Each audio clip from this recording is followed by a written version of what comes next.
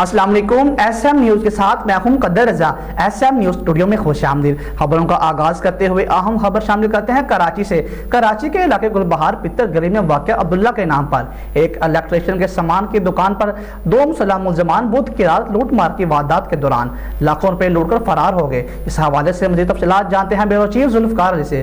جی ذوالفقار علی، آگاہ کیجیے گا۔ جی بالکل، کراچی کے علاقے گل بہار پیتل گلی میں واقع عبداللہ کے نام پر ایک الیکٹریشین کے سامان کی دکان سے دو مسلح ملزمان نے بدھ کی رات کو لوٹ مار کی واردات کے دوران لاکھوں روپے لوٹے اور فرار ہو گئے۔ واردات کی سی سی ٹی وی فوٹوز منظر عام پر آ گئی۔ سی سی ٹی وی فوٹوز میں پینٹ شرٹ میں ملبوس ماسک اور کیپ لگائے دو مسلح ملزمان کو لوٹ مار کرتے دیکھا جا سکتا ہے۔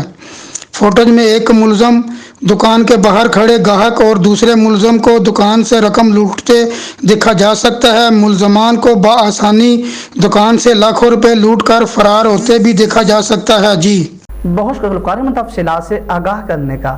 مزید خبروں کے لیے دیکھتے رہیے ایس ایم نیوز۔